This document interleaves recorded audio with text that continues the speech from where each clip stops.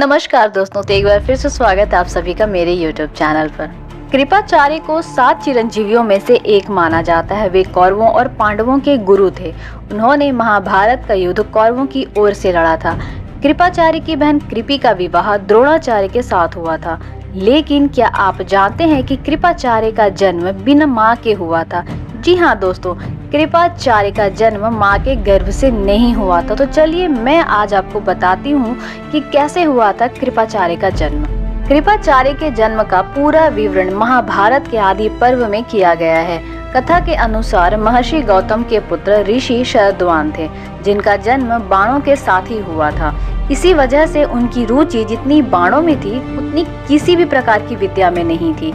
तपस्या से उन्होंने सभी अस्त्र शस्त्र प्राप्त कर लिए थे। शरद्वान की गहन तपस्या और अस्त्र शस्त्र का ज्ञान देखकर देवराज इंद्र भयभीत हो गए थे और उनकी तपस्या को भंग करने के लिए इंद्र ने जानपदी नामक देवकन्या को स्वर्ग से भेजा। जानपदी शरद्वान के आश्रम में पहुंची और उन्हें लुभाने का प्रयास करने लगी।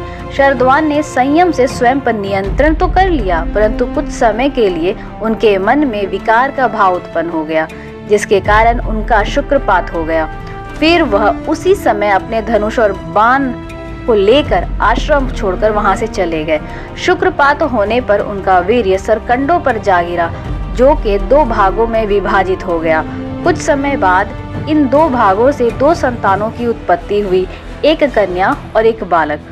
उसी समय वहां से हस्तिनापुर के राजा शांतनु गुजर रहे थे। उन्होंने इन दोनों बच्चों को देखा और ईश्वर की कृपा समझकर उन्हें अपने महल ले आए। शांतनु ने बालक का नाम कृप और बालिका का नाम कृपि रखा। कृप भी अपने पिता शरद्वान के समान धनुर्विद्या में बहुत पारंगत थे। बड़े होने के पश्चात कृप को भीष्म पितामह द्वारा कौरवों और पांडवों की शिक्षा के लिए नियुक्त किया गया। इस प्रकार वे आचार्य बने और कृपाचार्य के नाम से विख्यात हुए। प्रारंभिक शिक्षा समाप्त होने के पश्चात पांडवों और कौरवों को अस्त्रों और शस्त्रों के विशेष शिक्षा के लिए द्रोणाचार्य को नियुक्त किया गया, जिनका विवाह कृपाचार्य की बहन कृपि के साथ हुआ।